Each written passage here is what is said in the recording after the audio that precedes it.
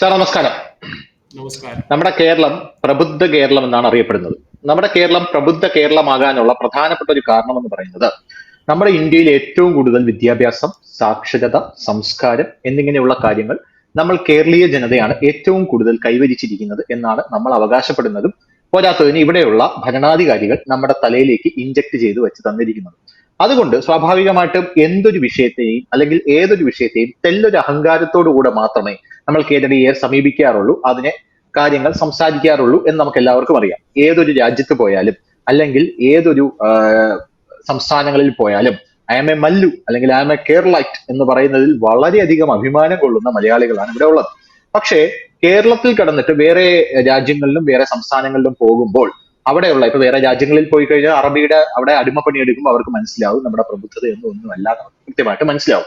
കേരളത്തിൽ അതേസമയം ഈ പണി എടുക്കാൻ ഇവിടുത്തെ മലയാളി തയ്യാറാവുകയല്ല. കേരളത്തിലെ മലയാളി ചെയ്യേണ്ട പണി മൊത്തം ബംഗാളി ഒന്ന് ചെയ്തിട്ട് ഓരോ മാസം അല്ലെങ്കിൽ ഓരോ വീക്കെൻഡ് ആകുമ്പോഴും അവൻ 40,000-50,000 രൂപയാണ് ബംഗാളിലോട്ട് കയറ്റി വെച്ചുകൊണ്ടിരിക്കുന്നത്. നമുക്ക് എല്ലാവർക്കും കാണാം. കാരണം നമ്മുടെ ഇവിടെ തിരുവനന്തപുരത്ത് ഒരു പവർ ഹൗസ് റോഡുണ്ട്. ഈ പവർ ഹൗസ് റോഡിൽ ഒരു ബീവറേജ് ഉണ്ട്. ഈ ബീവറേജിൽ ഒരു ഞായറാഴ്ച വൈകുന്നേരം ആകുമ്പോൾ വലിയ ക്യൂ രൂപപ്പെടും. അപ്പൊ ഞാൻ ഒരിക്കൽ അതുവഴി പോയപ്പോൾ ഞാൻ വിചാരിച്ചു ഈ ബംഗാളികളുടെ ശല്യം കാരണം സഹിക്കാൻ വയ്യ. ഈ ബീവറേജിൽ ക്യൂ രൂപപ്പെടുന്നു എന്ന് പറയുമ്പോൾ അവിടെ മദ്യപിക്കാനായിരിക്കും അവന്മാര് ഈ ലഹരിപ്പുറത്താണല്ലോ പല അതിക്രമങ്ങളും കാണിക്കുന്നത്. ഞാൻ നോക്കിയപ്പോൾ അത് ബീവറേജസിലോട്ടുള്ള ക്യൂ അല്ല യഥാർത്ഥത്തിൽ.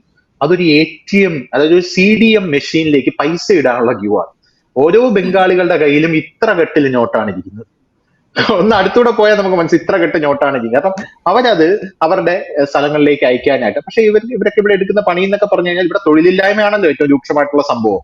മലയാളിക്ക് വിദ്യാഭ്യാസം കിട്ടിയിട്ടും മലയാളിക്ക് തൊഴിലില്ലായ്മ ഉണ്ടെന്നാണ് പറയുന്നത്. കാരണം എനിക്ക് വിദ്യാഭ്യാസമുണ്ട്, എനിക്ക് തൊഴിൽ തരൂ എന്നാണ് പറയുന്നത്. അപ്പൊ ഈ വിദ്യാഭ്യാസം ഉണ്ടായിട്ടും മലയാളിക്ക് തൊഴിലില്ല. അപ്പൊ ഈ വിദ്യാഭ്യാസം ഇല്ലാഞ്ഞിട്ട് എന്താണ് മലയാളിക്ക് തൊഴിലില്ലാത്തത്? അത് വിദ്യാഭ്യാസം, നിങ്ങളുടെ വിദ്യാഭ്യാസ സ്ഥാപനങ്ങൾക്ക് വേണ്ടത്ര രീതിയിലുള്ള ക്വാളിഫിക്കേഷൻ ഇല്ല, അല്ലെങ്കിൽ ക്വാളിറ്റി ഇല്ല. നിങ്ങൾ ക്വാളിറ്റി ഇല്ലാതാണ്. ഇപ്പൊ നമ്മുടെ സർക്കാർ ശിവൻകുട്ടി പറഞ്ഞിട്ടുണ്ട് 8ഉം 9ഉം അങ്ങനെ ഈസി ആയിട്ട് ജയിച്ചു പോകണ്ട, ഓൾ പാസ് കിട്ടില്ല. 8ഉം 9ഉം ഇനി പഠിച്ചാൽ മാത്രമേ ഓൾ പാസ് കിട്ടുകയുള്ളൂ എന്ന് പറഞ്ഞിട്ടുണ്ട്. അപ്പൊ നമ്മൾ ഇവിടെ നിന്ന് 8ഉം 9ഉം 10ഉം അടക്കം, അതായത് ചായക്കടയിൽ നിന്ന് ചായ കൊടുക്കാൻ പരീക്ഷയ്ക്ക് വരുന്ന ചായ കച്ചവടക്കാരന് പോലും ഫുൾ A+ ആണ് ഈ ചായ കൊടുക്കാനായിട്ട് വരാന്തേക്ക് എറിയുന്ന. അങ്ങനെ അത് കഴിഞ്ഞ് +1 +2 നമുക്ക് പഠിക്കും. അവിടെയും എല്ലാവരെയും ഒരുവിധം എല്ലാവരെയും ജയിപ്പിച്ചു വിടും. അത് കഴിഞ്ഞ് എന്തെങ്കിലും ഒരു പ്രൊഫഷണൽ കോഴ്സ് എടുക്കും, ഡിഗ്രി എടുക്കും, അല്ലെങ്കിൽ വേറെ ഏതെങ്കിലും കോഴ്സ് എടുക്കും. ഇപ്പൊ നമ്മളെല്ലാവരും UK-ലോട്ടും ലണ്ടനിലോട്ടും ഒക്കെ പോവുകയാണ്. അങ്ങനെ എടുത്ത് അവരെല്ലാം ഈസി ആയിട്ട് ജയിപ്പിച്ചു വിടും. അല്ലെങ്കിൽ +2 വരെ പഠിച്ച് ജയിച്ചു പോയി കഴിഞ്ഞ് ഇവിടെ മികച്ച മാർക്കോടുകൂടി ജയിച്ചു പോയി കഴിഞ്ഞ് വേറെ നമ്മുടെ മദ്രാസ് യൂണിവേഴ്സിറ്റി പോലെയോ JNU-വിലോ ഒക്കെ പോകുമ്പോൾ അവർക്ക് അവിടെ അഡ്മിഷനും കാര്യങ്ങളൊന്നും കിട്ടുന്നില്ല. ഇവര് അക്കാഡമിക്സിൽ വളരെ പുറകെയായി പോകുന്ന ഒരു കാഴ്ചയാണ് നമുക്ക് കാണാനായിട്ട് സാധിക്കുന്നത്. അതെന്തുകൊണ്ടാണ്? നമ്മുടെ യൂണിവേഴ്സിറ്റീസിനൊക്കെ ഇത്ര നിലവാരം കുറവ് എന്തുകൊണ്ടാണ്? അതിന്റെ വിശദാംശങ്ങൾ എന്തൊക്കെയാണ്? ഇപ്പൊ ഇന്ന് വന്ന സർവേ പ്രകാരം ഗവൺമെന്റ് ഓഫ് ഇന്ത്യയുടെ സർവേ അതിൽ കണ്ടത് നമ്മള് 10 ടോപ്പ് ഇൻസ്റ്റിറ്റ്യൂഷൻസ്, അത് എപ്പോഴും മാറാറില്ല, അധികം മാറാറില്ല, അവിടെ തന്നെ കിടക്കും. എപ്പോഴും IIT ആയിരിക്കും. ഈ പ്രാവശ്യം IIT മദ്രാസ് ഉണ്ട്, IISc ബാംഗ്ലൂർ. ഇപ്പൊ നമ്മളെല്ലാവരും ചോദിക്കും IISc ബാംഗ്ലൂർ എന്ന് പറഞ്ഞാൽ ധനുഷിന്റെ അടുത്ത് ആയിരിക്കും അറിഞ്ഞൂടാ. IISc ബാംഗ്ലൂർ നടത്തുന്നത് ടാറ്റയാണ്, ടാറ്റ സ്റ്റീലാണ്. അവരാണ് തുടങ്ങി വെച്ചത്. IISc ബാംഗ്ലൂർ സെറ്റപ്പ് ചെയ്ത് ടാറ്റയാണ്. ടാറ്റയുടെ ട്രസ്റ്റ് എന്നാണ് കാശ് വരിക അവർക്ക്. ടാറ്റയുടെ ട്രസ്റ്റ്. ഞാൻ ടാറ്റയ്ക്ക് വർക്ക് ചെയ്തിട്ടുണ്ട്, കാരണം ഞാൻ പറയാം, അവരുടെ ഓരോ സ്ഥാപനം, താജ് ഗ്രൂപ്പ് ആയാലും ടാറ്റ സ്റ്റീൽ ആയാലും ടാറ്റ മോട്ടോഴ്സ് ആയാലും അവരൊരു ശതമാനം പ്രോഫിറ്റ് അവർ മാറ്റി വെച്ച് ടാറ്റ ട്രസ്റ്റിലേക്ക് കൊടുക്കും. ടാറ്റയുടെ പേര് ഉപയോഗിക്കുന്നത്. അങ്ങനെയാണ് IISc തുടങ്ങി വെച്ചത്. ഈ IISc കഴിഞ്ഞിട്ട് ഇപ്പൊ നമ്മൾ കാണുന്നത് എന്താണ്? അത് കഴിഞ്ഞ് വരുന്ന IISc വേറൊരു ബ്യൂട്ടിഫുൾ നല്ല റിസർച്ച് ബേസ്ഡ് ഇൻസ്റ്റിറ്റ്യൂഷൻ ബാംഗ്ലൂരാണ്. നമ്പർ ഇപ്പൊ ഇന്ത്യയിൽ നമ്പർ 2 ആണ്.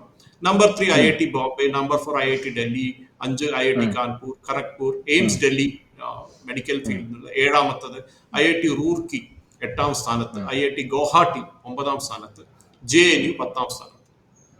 പിണറായി വിജയൻ പഠിച്ച ബ്രണ്ണൻ കോളേജിൽ പെടുന്ന കണ്ണൂർ യൂണിവേഴ്സിറ്റി ഇതിനകത്തില്ലേ? അതാണ് കണ്ണൂരില്ല. അതായത് നമ്മൾ ചോദിക്കേണ്ടത്, ഇപ്പൊ നമ്മുടെ നാട്ടിൽ നിന്ന് ഗവൺമെന്റിനെ സമ്മതിക്കേണ്ട കുട്ടികൾ പുറത്തു പോയി പഠിക്കുന്നു, അന്യദേശത്ത് പോയി പഠിക്കുന്നു, അന്യരാഷ്ട്രങ്ങളിൽ പോയി പഠിക്കുന്നു. ഞാനാ ചോദിക്കുന്നത്, ഇതിൽ 4ാമത്തെ പൊസിഷൻ 1 2 3 4 JNU, മണിപ്പാൽ 4ാമത്തെ സ്ഥാനമാണ്. മണിപ്പാലൊക്കെയാണ്.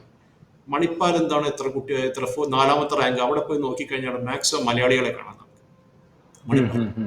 അതെന്താണ്? നമ്മുടെ നാട്ടിൽ എന്താ നല്ല യൂണിവേഴ്സിറ്റി ഇല്ലേ, നല്ല കോളേജ് ഇല്ലേ? ഇതെന്താ ധനുഷ് എന്ന് പറഞ്ഞാൽ നമ്മൾ ഈ കുട്ടികളെ തെറ്റ് പറയും, അവർ പോയി പഠിക്കുന്നു, അന്യനാട്ടിൽ പോകണം. ഞാൻ ഒരു മന്ത്രി പറഞ്ഞിട്ട് നമ്മൾ അവരൊക്കെ തടഞ്ഞു നിർത്താൻ പോവാണ്, ഇവിടുത്തെ എഡ്യൂക്കേഷൻ കൺസൾട്ടൻസിനെ എല്ലാം തടഞ്ഞു നിർത്തും. നിങ്ങൾ എന്താ തടഞ്ഞു തടഞ്ഞു നിർത്താൻ നിർത്തി എല്ലാവരും പിള്ളേര് വിദേശത്തോട്ട് പോകാതിരിക്കാൻ ഒരു വഴിയേ ഉള്ളൂ, എയർപോർട്ടിന് തീയിടുക. അതെ അതെ, വേറെ വഴിയില്ല. അപ്പൊ ഞാനത് ഇവര് ഓരോന്ന് പറയില്ലേ, ഈ പറഞ്ഞ മാതിരി JNU, നമ്മൾ എത്ര ചീത്ത പറഞ്ഞാലും JNU end of the day അതൊരു ഇൻസ്റ്റിറ്റ്യൂഷൻ തന്നെയാണ്. അവിടെ കുറച്ച് തെമ്മാടികളുണ്ട്, അവർ കിടന്ന് ഓരോ ഭാരതീയ ടുക്കടെ ഹോങ്കെ എന്നൊക്കെ പറഞ്ഞുണ്ടാക്കും, അത് വേറെ കാര്യം. നിർമ്മല സീതാരാമൻ പഠിച്ചു വന്ന JNU എന്നാണ് കുറെ പേര് പറയും. അപ്പൊ പോയതോ കണ്ട നിർമ്മല സീതാരാമൻ JNU എന്നാണ് പഠിച്ചു, ആണ്, ഇല്ലയോ സംശയമില്ല. പക്ഷെ അവർ തൃച്ചിനാപ്പള്ളി എന്നാണ് ഒറിജിനലി അവർ. അത് കഴിഞ്ഞ് അവർ ഹൈദരാബാദിൽ വന്ന് അവിടെ കല്യാണം കഴിഞ്ഞ് അവർ പിന്നെ JNU പോയി പഠിച്ചു. ഞാൻ പറയാൻ പറ്റുന്നത് എന്താണ്, നമ്മുടെ ഈ യൂണിവേഴ്സിറ്റീസിന്റെ റാങ്കിങ് അത് ഇന്നത്തെ ടൈംസ് ഓഫ് ഇന്ത്യ എടുത്തു കഴിഞ്ഞാൽ എല്ലാവർക്കും കാണാം. അതിൽ ക്ലിയർ ആയിട്ട് ഗ്രാഫിക്കലി കൊടുത്തിട്ടുണ്ട്. ഇന്ത്യയുടെ ബെസ്റ്റ് ഓവറോൾ യൂണിവേഴ്സിറ്റീസ് ഞാൻ പറഞ്ഞ റാങ്കിങ്, ഇന്ത്യയുടെ best universities IIC Bangalore, JNU, Jamia Millia Islamia. Jamia Millia Islamia നമ്മൾ കുറെ അപ്പൊ ഡൽഹി റൈറ്റ്സിലൊക്കെ ഉണ്ടായിരുന്ന വലിയൊരു പരിപാടിയുണ്ട്. 4ാമത്തെ മണിപ്പാൽ ഞാൻ പറഞ്ഞു. Banaras Hindu university, university of Delhi, Amrita Vishwavidyalayam. ആലോചിച്ചു. ഇപ്പൊ എനിക്ക് തോന്നുന്നു പിണറായി പറയും ചിലപ്പോൾ, അയ്യോ ഇത് കണ്ട അമൃത ഞങ്ങളുടെ ആണെന്ന്. കോയമ്പത്തൂർ 8 മണിയിൽ അവർ കൊണ്ടേ പണിത്. അവർ നല്ല സ്മാർട്ടായിരുന്നു ആ കാര്യത്തിൽ. അവർക്ക് അറിഞ്ഞു ബോർഡറിന്റെ അപ്പുറത്ത് വന്നു കഴിഞ്ഞാൽ നമ്മൾ പൊളിഞ്ഞു പാളീസാവുന്നു. അങ്ങനെ അവർ ബോർഡറിന്റെ അപ്പുറത്ത് കൊണ്ടേ വെച്ചു, തമിഴ്നാട്ടിലാക്കി. അലിഗഡ് മുസ്ലിം യൂണിവേഴ്സിറ്റി, നമ്മളെപ്പോഴും പറയും അലിഗഡ് മുസ്ലിം. ജാദവ്പൂർ യൂണിവേഴ്സിറ്റി, ഒരു ലെഫ്റ്റിസ്റ്റ് ഡെന്നാണ്, ലെഫ്റ്റ് കമ്മ്യൂണിസ്റ്റുകാരുടെ ഒരു കോട്ടയാണ്. അതുപോലെ വെല്ലൂർ ഇൻസ്റ്റിറ്റ്യൂട്ട് ഓഫ് ടെക്നോളജി, അവിടെ കുറെ മലയാളി കുട്ടികൾ അവിടെ പോയി പഠിക്കുന്നുണ്ട്. ഈ ബെസ്റ്റ് യൂണിവേഴ്സിറ്റീസ്, ഇതാണ് ബെസ്റ്റ് ലിസ്റ്റ്. അത് കഴിഞ്ഞ് പിന്നെ കോളേജുകൾ കുറെ ഉണ്ട്. അതിൽ നമ്മുടെ കോളേജ് ഒന്നുമില്ല. നമ്മുടെ ഇവിടുത്തെ ടോപ്പ് 10 ആരും കാണില്ല. Hindu college Delhi, Miranda house, saint Stephen, കുറെ ഉണ്ട് അങ്ങനത്തെ പരിപാടികളുണ്ട്. കോയമ്പത്തൂർ ഉണ്ട്, ഫോർ എക്സാമ്പിൾ PSGR കോളേജ് ഉണ്ട്, കൃഷ്ണമണി, അതൊക്കെ ഈ പറഞ്ഞ കൃഷ്ണമാൽ കോളേജിലാണ്. നമ്മുടെ നാട്ടിൽ നിന്നുള്ളത് എനിക്കൊരു ക്വിസാറ്റും പിന്നെ വേറെ ഏതോ 2-3 കാണാനുള്ള പേര്. അതും ക്വിസാറ്റ് എനിക്കൊരു 10ാമത്തെ സ്റ്റേറ്റ് റാങ്കിങ്ങിലാണ്, സ്റ്റേറ്റ് യൂണിവേഴ്സിറ്റീസ്. പിന്നെ എന്തോ ബാക്കി ഒരു റാങ്കിങ് 12ാമത്തെയോ 14ാമത്തെ റാങ്കിങ്. ഓക്കെ, അഡ്മിറ്റ് ദാറ്റ്, നല്ല കാര്യം. പക്ഷെ ബാക്കി യൂണിവേഴ്സിറ്റി അവിടെ പോയി. എന്താ ടോപ്പ് 10 വരാത്തത്? മണിപ്പാലിന് വരാണെങ്കിൽ നമ്മുടെ യൂണിവേഴ്സിറ്റീസ് എന്ത് വന്നൂടെ? ഇതാണ് നമ്മൾ ചോദിക്കുന്നത്. നമ്മുടെ കുട്ടികളെ തെറ്റ് പറഞ്ഞിട്ട് കാര്യമില്ല. അവരുടെ കരിയർ നോക്കിയിട്ട് നല്ല യൂണിവേഴ്സിറ്റി, നല്ല കോളേജിൽ പോയി പുറത്തു പോയി പഠിക്കും. അത് ഒന്നിലോ ഹൈദരാബാദിലാവാം, അല്ലെങ്കിൽ ബാംഗ്ലൂർ ആവാം, അല്ലെങ്കിൽ പറഞ്ഞ മാതിരി തമിഴ്നാട്ടിലാവാം. അവർ നല്ല യൂണിവേഴ്സിറ്റി, നല്ല കോളേജ്, ഈവൻ അബ്രോഡ് പുറത്തു പോയി പഠിക്കുന്ന കുട്ടികളുണ്ട്. എത്രയോ പേരുണ്ട്. ഈവൻ ഞാൻ താമസിക്കുന്ന ഹൈദരാബാദിൽ നിന്ന് ആയിരക്കണക്കിന് കുട്ടികളാണ് ഓരോ കൊല്ലം പോവുക. ഇവിടുന്ന് നമ്പർ 1 വിസ ഇഷ്യൂയിങ് സെന്റർ സ്റ്റുഡൻസിന് ഹൈദരാബാദിലാണ്, ഇന്ത്യയുടെ അമേരിക്കൻ കോൺസുലേറ്റ് എന്നുള്ളത്. നമ്മൾ ചോദിക്കേണ്ട ഈ ഒരു പ്രശ്നമുണ്ട് ധനുഷ്, നമ്മളവിടെ പഠിപ്പാണോ നടക്കുന്നത്, വേറെ വല്ലതാണോ നടക്കുന്നത്? അവിടെ പൊളിറ്റിക്സ് ആണ് ഏറ്റവും കൂടുതൽ നടക്കുന്നത്. നമ്മളെല്ലാം കണ്ടു, ഡെയിലി അടി പിടി, ഇത് മുറിയിൽ കൊണ്ടുപോയിട്ട് അടിക്കുക, അവിടെ തന്നെ തൂക്കിക്കൊല്ലുക, ഇതൊക്കെയാണ് അവിടെ നടക്കുന്നത്. പിന്നെ പ്രൊഫസേഴ്സിന്റെ കാര്യം നമുക്ക് പറയണ്ട. നമ്മുടെ കേരള വർമ്മയിലൊക്കെയുള്ള നമുക്ക് സീനിയർ ആയിട്ടുള്ള ഒരു പ്രൊഫസറിനെ പറ്റി നമുക്ക് എല്ലാവർക്കും അറിയാം. പേരെടുക്കില്ല, പിന്നെ പറയുമ്പോൾ ഞാൻ പേരെടുത്തു എന്ന് പറയും. അത് വേണം. നമ്മൾ നോക്കേണ്ടത് ഒരു പോസിറ്റീവ് തിങ്കിങ് ആക്കുക. ഞാൻ നെഗറ്റീവായിട്ടല്ല പോകുന്നത്. നമുക്ക് കേരളത്തിലെ യൂണിവേഴ്സിറ്റീസിന് അല്ലെങ്കിൽ കേരളത്തിലെ കോളേജസിന് ടോപ്പ് ലെവലിൽ കൊണ്ടുവരാൻ എന്താ പറ്റാത്തത്? അതാണ് ഫസ്റ്റ് അനലൈസ് ചെയ്യുന്നത്. അപ്പൊ പറയും ഇത് BJPയുടെ സർവേയാണ്, BJPക്കാർ ചെയ്തതാണ്, നമുക്ക് കാശ് തരുന്നില്ല സെൻട്രൽ ഗവൺമെന്റ്. നിങ്ങൾ ഫസ്റ്റ് ഇൻപുട്ട്, ഞാൻ എപ്പോഴും പറയാറുണ്ട്, അവിടെ ഹൈദരാബാദിൽ നമ്മുടെ ഈ ചെറുക്ക് ഇതുണ്ടല്ലോ, നമ്മുടെ ഷുഗർ കെയിൻ ഉണ്ട്, ജ്യൂസ് ഉണ്ട്, അത് നമ്മൾ നല്ല ഷുഗർ കെയിൻ ഇട്ടാൽ നല്ല ജ്യൂസ് കിട്ടും. അതെപ്പോഴും കരിമ്പ് ജ്യൂസ്, കരിമ്പ് നന്നായിരിക്കണം, അല്ലാണ്ട് ഇല്ലാത്ത കരിമ്പ് കൊണ്ടിട്ടിട്ട് അതിൽ നാരങ്ങയും ഈ പറഞ്ഞ ഇഞ്ചിയൊക്കെ കൊണ്ടിട്ട് ഒരു കാര്യമില്ല. Input is as good as output. ഈ IIT-ലെ ടോപ്പേഴ്സ് എന്തിനാ IIT വരുന്നത്? IIT-ക്ക് കടക്കാൻ തന്നെ ടഫാണ്. IIT-ൽ എത്തിക്കിട്ടാൻ തന്നെ അങ്ങേയറ്റത്ത് നമുക്കറിയാലോ, JEE എഴുതിയിട്ട് 1000 ഒരാൾക്കൊക്കെ അഡ്മിഷൻ കിട്ടും. അപ്പൊ അങ്ങനത്തെ ഒരു കണ്ടീഷൻ വരുമ്പോൾ അവർ ഔട്ട്പുട്ടും അത്ര നന്നായിരിക്കും. ബിക്കോസ് അവർക്ക് പിന്നെ അധികം വർക്ക് ചെയ്യേണ്ട ആവശ്യമില്ല. പ്രൊഫസേഴ്സ് നന്നായിട്ട് പഠിപ്പിക്കും, അത് കഴിഞ്ഞ് നല്ല ഔട്ട്പുട്ട് വരും, നല്ല സാലറിയിൽ നല്ല പാക്കേജിൽ അവർ പുറത്തു വരും. പക്ഷേ നമ്മുടെ അവിടുത്തെ ഇൻസ്റ്റിറ്റ്യൂഷൻസ് എന്താണ് അത് ചെയ്യാൻ പറ്റാത്തത്? അത് നമ്മൾ ചോദിക്കുന്നത്. ആ ഒരു പ്രശ്നമാണ് ധനുഷിന്റെ ആൾക്കാർ. ബിക്കോസ് കേരളത്തിൽ ധനുഷ് കോളേജിൽ നിന്ന് പഠിച്ചു വന്ന സിസ്റ്റത്തിൽ വന്ന ആളാണ്. ഈ പറഞ്ഞ മാതിരി എല്ലാവരെയും പാസ്സാക്കി വിട്ടു. ഡൽഹി യൂണിവേഴ്സിറ്റിയിൽ ഒരു 4-5 കൊല്ലം മുമ്പ് വരെ മാർക്ക് ബേസ്ഡ് അഡ്മിഷൻ ആയിരുന്നു. മാർക്ക് മാത്രം മതി, മാർക്ക് ഇന്റർമീഡിയറ്റിൽ പ്രീ ഡിഗ്രിക്ക് എത്ര കിട്ടിയിരുന്നു, അത് ഡൽഹി യൂണിവേഴ്സിറ്റി നിർത്തി. എന്നിട്ട് അവർ ഒരു അഡ്മിഷൻ പ്രൊസീജിയർ ആക്കി. 5-6 കൊല്ലം കോവിഡ് മുമ്പ് തുടങ്ങിയവര്. അന്ന് തൊട്ട് അവിടുത്തെ കേരളത്തിലുള്ള സ്റ്റുഡൻസിന്റെ അഡ്മിഷൻ ഇടിഞ്ഞു കംപ്ലീറ്റ് ആയിട്ട്. ബിക്കോസ് ഒരിക്കൽ എൻട്രൻസ് എഴുതുമ്പോൾ ഇവർക്ക് മനസ്സിലാവേണ്ട ഇവരുടെ ക്വാളിറ്റി എന്താണെന്ന്. ഇവിടെ എല്ലാത്തിനും A+ കയറ്റി വിടുകയാണല്ലോ. അതല്ല വേണ്ട, നമുക്കൊരു റിഗർ അക്കാഡമിക് സിസ്റ്റം വേണം. IIT-ൽ തന്നെ കണ്ട്, IIT-ൽ കുറെ സ്റ്റുഡൻസ് സൂസൈഡ് ചെയ്യാറുണ്ട്. അത് ശരിയാണ്. ബിക്കോസ് അവിടുത്തെ ബെസ്റ്റ് ഓഫ് ദ ബെസ്റ്റ് ആണ്. നിങ്ങൾ best of the best match ചെയ്യാണ്ടാവും, ആ കുട്ടി ഡിപ്രഷനിലേക്ക് പോവുകയാണ്. ഞാൻ ഒരു യൂസ്ലെസ് ഫെല്ലോ ആണെന്നിട്ടൊരു ഒരു ഫീലിംഗ് വരികയാണ് അവർക്ക്. അത് വരാൻ പാടില്ല. അതിന് കൗൺസിലേഴ്സ്. പക്ഷെ നമ്മുടെ പ്രൊഫസേഴ്സ് ടോപ്പ് ക്ലാസ് ഉണ്ട് നമ്മുടെ കേരളത്തിൽ, സംശയമില്ല അതിൽ. പക്ഷേ ഈ പറഞ്ഞ മാതിരി അവർ കൂടിയിരുന്ന് ഈ എഡ്യൂക്കേഷൻസ് കൂടിയിരുന്ന് നമ്മൾ അടുത്ത കൊല്ലം ഒരു ടാർഗറ്റ് വെക്കും. നമ്മൾ ടോപ്പ് 10 അറ്റ്ലീസ്റ്റ് ടോപ്പ് 20 നമ്മുടെ 2-3 കോളേജുകൾ 2-3 യൂണിവേഴ്സിറ്റികൾ വരണം. അല്ലാണ്ട് ഇവിടുത്തെ മാതിരി എനിക്ക് കഷ്ടം തോന്നി. അന്ന് ഞാൻ ഒരു കല്യാണത്തിന് വന്നിരുന്നു, ആലുവ അടുത്ത് വന്നപ്പോൾ ശങ്കര കോളേജിന്റെ മുമ്പിൽ കൂടെ പോയി, ശങ്കര യൂണിവേഴ്സിറ്റി മുമ്പിൽ കൂടെ പോയപ്പോൾ അവിടെ ബാനർ കെട്ടി തൂക്കിക്കുക, RSS and Hindu zealots not allowed inside. Dogs not allowed inside. ആലോചിച്ചു, വിദ്യാഭ്യാസം നടത്തുന്ന സ്ഥാപനത്ത് പൊളിറ്റിക്സ് ആണ് അവിടെ ഡോമിനേറ്റ് ചെയ്യുന്നത്. പൊളിറ്റിക്സ് അല്ല വേണ്ടത്. ഇപ്പൊ ഞങ്ങളുടെ അവിടെ ഒന്നും പൊളിറ്റിക്സ് ഇല്ല. ഇവിടെ ABVP ഉണ്ട്, എല്ലാവരും ഉണ്ട്. പക്ഷെ ഇവിടെ കോളേജുകളിൽ ഇലക്ഷൻ ആ പരിപാടി ഒന്നുമില്ല. അവിടെ പഠിക്കാൻ വന്നവൻ മര്യാദയ്ക്ക് പഠിച്ചു പോകണം.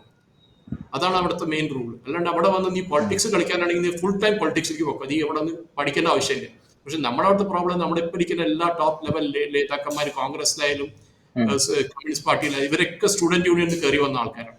അതിന് തെറ്റൊന്നുമില്ല കേട്ടോ, തെറ്റൊന്നുമില്ല. പഠിച്ചു വന്ന് നന്നായിട്ട് വന്നോട്ടെ. പക്ഷെ നിങ്ങൾ എഡ്യൂക്കേഷൻ സിസ്റ്റത്തെ കേരളത്തിൽ എന്താ ചെയ്യണേ അതാണ് അറിയേണ്ടത്. ഇവിടുത്തെ കുട്ടികൾ എന്തിനാ, കേരളം ഒരു ഓൾഡ് ഏജ് ഹോം ആയിട്ട് മാറുകയാണ് ഇപ്പോൾ. കേരളത്തിലെല്ലാം വയസ്സായ ആൾക്കാർ അവിടെ ഇരിക്കണം, അവരെ കുട്ടികളെല്ലാം പുറത്ത് പഠിക്കും. അവരെ കുട്ടികൾ എന്താ ഇന്ത്യയിൽ പഠിക്കുന്നു, അല്ലെ പുറത്ത് പോയി പഠിക്കുന്നു. നമ്മുടെ എഡ്യൂക്കേഷൻ കഴിഞ്ഞാൽ പിന്നെ എംപ്ലോയ്മെന്റ് വരെ. കേരളത്തെ എംപ്ലോയ്മെന്റ് ഓപ്പർച്യൂണിറ്റി എവിടെയുള്ള മനുഷ്യൻ എനിക്ക് തിരിച്ചു വരണമെന്നുണ്ട്. പക്ഷെ ഞാൻ അവിടെ വന്നിട്ട് എന്ത് ചെയ്യും? അതാണ് എനിക്ക് ചോദിക്കാനുള്ളത്. അതൊരു ഓപ്പർച്യൂണിറ്റി കിട്ടണം നമുക്ക് അവിടെ വന്ന് പഠിക്കാനോ നമുക്ക് അവിടെ വന്ന് ജോലി എടുക്കാനോ. അതിപ്പോൾ ഇല്ലയാണ്. ഇത് കഴിഞ്ഞ ആഴ്ച തന്നെ ഇവിടുത്തെ രേവന്ത് റെഡ്ഡി, ഇവിടുത്തെ മുഖ്യമന്ത്രി, പോയിട്ട് അമേരിക്കയിൽ പോയിട്ട് എത്ര കമ്പനികളെ അറിയാം, 10-20 കമ്പനിയുടെ ഇൻവെസ്റ്റ്മെന്റ് വാങ്ങിച്ചു വന്നിരിക്കണതാണ്. അതുകൊണ്ട് വെറുതെ ഒരു ഇന്റർനാഷണൽ കോൺഫറൻസ് നടത്തി, കേരള കോൺഫറൻസ് നടത്തിയിട്ട് ഒറ്റ അഗ്രിമെന്റ് MOU നമുക്ക് സൈൻ ചെയ്യില്ല. ഇതാണ് നമ്മൾ ചോദിക്കുന്നത്. നമ്മുടെ യൂണിവേഴ്സിറ്റീസിന്റെ ആ പൊളിറ്റിക്സ് മാറ്റി വെച്ച് ഈ യൂണിവേഴ്സിറ്റി പഠിക്കാൻ വേണ്ടിയിട്ടാണ് വരുന്നത്. അല്ലാണ്ട് അവിടെ പൊളിറ്റിക്സ് കളിക്കാനോ ഈ എന്താ പറയുക VCA ധർണയിലെടുത്താനോ അല്ലെങ്കിൽ റൂമിൽ അടച്ചിടാനോ അല്ല നമ്മൾ വരുന്നത്. അപ്പൊ അഭിമന്യുടെ കേസായാലും വേറെ ഏത് കേസായാലും നമ്മൾ കണ്ടുപിടിക്കേണ്ടത് നമ്മൾ പഠിക്കാനാണ് വരുന്ന കോളേജ്. നമ്മുടെ റാങ്കിങ് കൂട്ടണം. റാങ്കിങ് കൂടുമ്പോൾ നമ്മുടെ നല്ലൊരു റിക്രൂട്ട്മെന്റ് ബേസ് കിട്ടും, നമ്മുടെ ക്യാമ്പസ് റിക്രൂട്ട്മെന്റ് ഉണ്ടാവും. അതൊന്നുമില്ല. അതാണ് എനിക്ക് ഇച്ചിരി വിഷമം തോന്നുന്നുണ്ട് കേരളത്തിലെ കുട്ടികളുടെ അടുത്ത്. ബിക്കോസ് അവർക്ക് നല്ലൊരു ഭാവിയുള്ളത്, പക്ഷെ നമ്മളത് കൊണ്ടുപോയി തൊലച്ച് കളയാണ് ധനുഷ്. അതെ, തീർച്ചയായിട്ടും അങ്ങനെ തന്നെയാണ്. സാർ പറഞ്ഞതുപോലെ തന്നെയാണ്, 100% യോജിക്കുന്നു. കാരണം അത്തരത്തിലുള്ള പല കാര്യങ്ങളും കേരളത്തിൽ നടക്കുകയാണെന്ന് ഇവിടുത്തെ വിദ്യാർത്ഥികൾ തന്നെ പറഞ്ഞിട്ടുണ്ട്. ഇവർക്ക് ഏറ്റവും പ്രതീക്ഷയുള്ള ഇതുപോലൊരു സംഭവം ഉണ്ട് കേട്ടോ. ഇവിടെ കേരള യൂണിവേഴ്സിറ്റിയിൽ ഇപ്പോഴും നടക്കുന്ന ഒരു ട്രെൻഡ് എന്ന് പറഞ്ഞു കഴിഞ്ഞാൽ, ഒന്നെങ്കിൽ വിദ്യാർത്ഥികൾ +1 +2 തലം വരെ പഠിച്ചിട്ട് അത് കഴിഞ്ഞ് ഡിഗ്രി ചെയ്യാനായിട്ട് വേറെ രാജ്യങ്ങളിലേക്ക് പോവുക, അല്ലെങ്കിൽ ഡിഗ്രി സമയത്ത് ഡിഗ്രി ചെയ്ത് കഴിഞ്ഞ ശേഷം ഡിഗ്രി ചെയ്യുന്നത്, ഇപ്പൊ എനിക്കറിയാവുന്ന തന്നെ എന്റെ 2-3 സുഹൃത്തുക്കളുണ്ട്. അവരുടെ ഫാമിലിയിലുള്ള 2-3 ആൾക്കാർ, അതായത് 2-3 വിദ്യാർത്ഥികൾ +2 എടുത്തത് നല്ല 10ാം ക്ലാസ്സിൽ 10 A+ ഉണ്ട്. അത് കഴിഞ്ഞ് +1 +2 അവർ എടുത്തിരിക്കുന്നത് വിഷയം ഏതാണെന്ന് ചോദിച്ചപ്പോൾ ഹ്യൂമാനിറ്റീസ് ആണെന്ന്. കാരണം 10ാം ക്ലാസ്സിൽ നല്ല A+ ഉണ്ടെങ്കിൽ +1 +2 നിങ്ങൾക്ക് സയൻസ് എടുത്തുകൂടെ എന്ന് ഞാൻ ചോദിച്ചു. അപ്പൊ അവര് പറഞ്ഞില്ല, ഹ്യൂമാനിറ്റീസ് ആണ്. അത് കഴിഞ്ഞ് എന്ത് ചെയ്യാൻ പോകുന്നു? അത് കഴിഞ്ഞ് കൊമേഴ്സ് ചെയ്യാൻ പോകുന്നു. കൊമേഴ്സ് ചെയ്തിട്ട് PSC എഴുതാൻ പോകുന്നു എന്ന് പറഞ്ഞു. അങ്ങനെയാണ് അവരുടെ ചിന്താഗതിയൊക്കെ പോകുന്നത്. അങ്ങനെ ഒരു സൈഡിൽ കൂടെ കുറച്ച് ആൾക്കാർ പോകുന്നു.